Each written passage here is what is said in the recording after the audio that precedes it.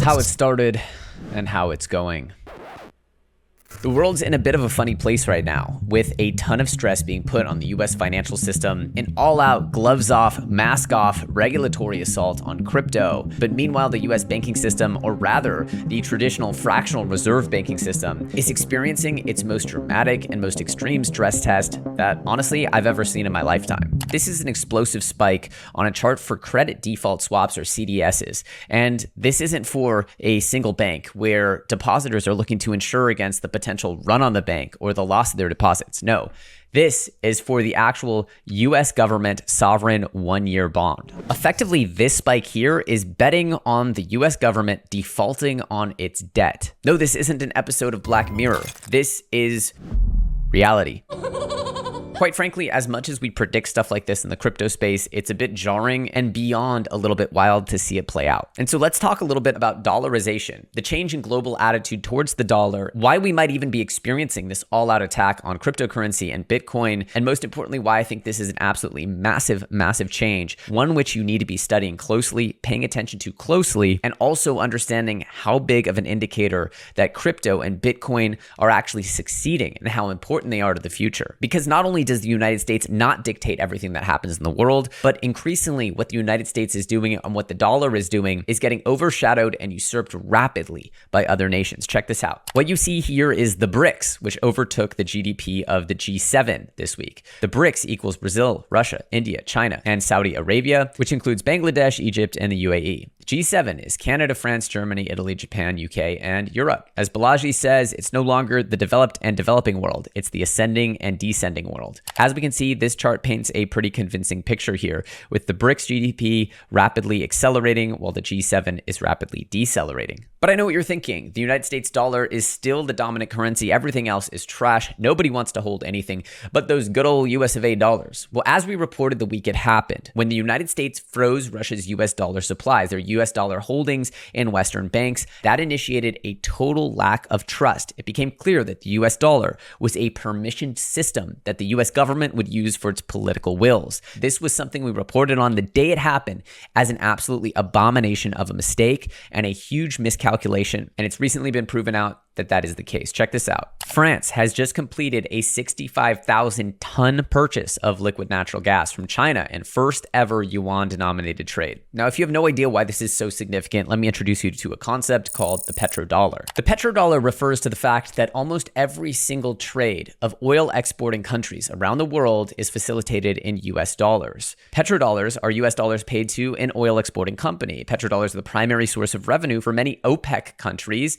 oil producing and exporting countries. Oil exporters settle sales in US dollars because the dollar is the most widely used currency, making it easier for them to invest export proceeds. The TLDR here is that the petrodollar has long been a driver of what we call dollarization, which effectively makes it so the US dollar is the de facto currency around the world. And this is because everybody needs oil. Everybody needs energy. It is one of the main constants around the developed world, and the best sources of crude oil can only be found in certain oil-rich countries. This is why oil has always been such a strategic asset to have within your country and why wars have been fought over oil. Well, what happens, pray tell, when all of a sudden countries start using another currency, such as the yuan? And right on time, we have Saudi Arabia partnering with China to build a Chinese oil refinery for 83.7 billion yuan, or $12.2 billion.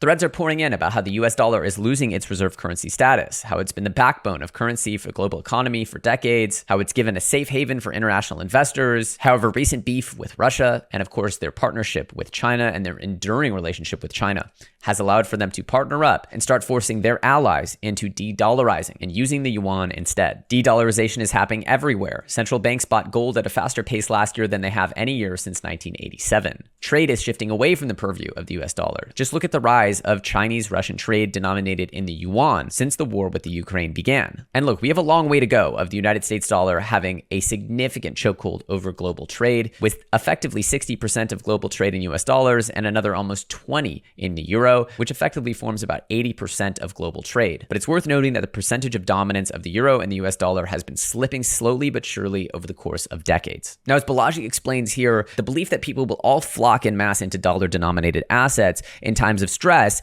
is actually not as true as the larger trend. The zoom-out trend is that people tend to exit currencies that are losing their value. But does anyone really believe that everyone's going to ditch the US dollar for the Chinese yuan or the digital yuan? We all know that China is effectively a surveillance state. We all know that people might hate US dollars, but there's probably no chance that they believe that China is going to be a more magnanimous, gregarious, reliable, and dependable trade partner with their surveillance state yuan. I think a much more likely scenario is that we end up with gold or digital gold, and of course, hopefully Bitcoin as the next global reserve currency, the real hard asset that people want to trade. So we understand the effect of de-dollarization, the effect of more competition for the dollar. And when you think about it, there should always be an opportunity for a reliable, for a totally independent asset to govern trade between nations. It's a totally unfair advantage that the United States has right now, but it seems as though that unfair advantage is being put to the test in so many ways. As the banking sector experiences unprecedented stress, which will require the printing of many, if not infinite amounts of new dollars,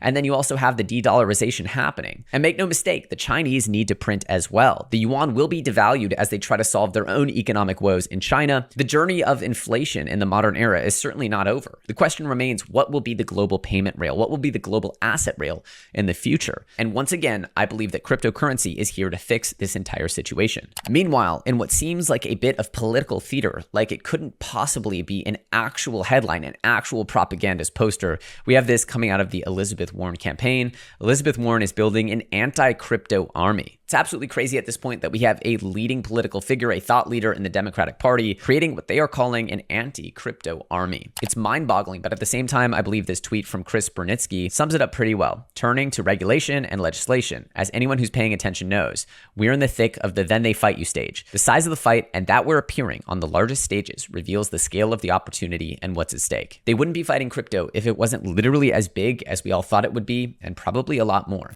Before continuing with our epic conclusion of this video, I want to remind you that today's video is brought to you by my own project, Imposters. This is of course not a sponsor. I'm the founder of this project. I've been pouring my heart and soul with my team into this project, and we've been creating the absolute most fun and unique game experience that we believe is truly built for the mainstream gamer. The project is getting ready to enter into its next phase, and as we ramp up, there's going to be a ton of announcements. The project's really just getting started here. If you've been dying to play Imposters, get ready. We have a game event tomorrow. We're gonna have some amazing creators, prizes for content creators who make videos of their gameplay, and overall, this is going to be an extremely exciting event. So make sure you check out Imposters, and with that, we'll get back to the conclusion of the video.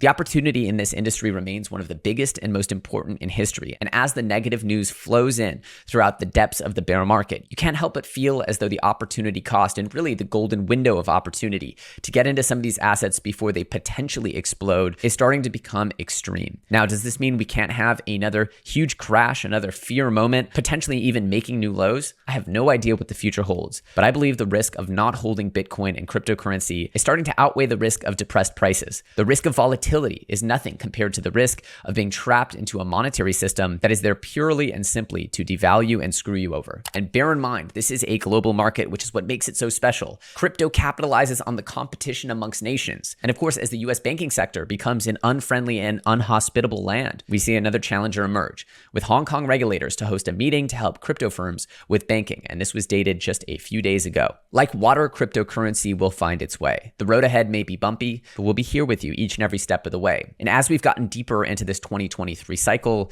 it's becoming clear more now than ever as to why we do this. With that said, I hope you enjoyed this video. If you did, make sure to click on this video. It's just as good as the one you watched. Make sure to subscribe, put that bell notification set to all, like the video, comment, and as always, I will see you very soon on the next episode.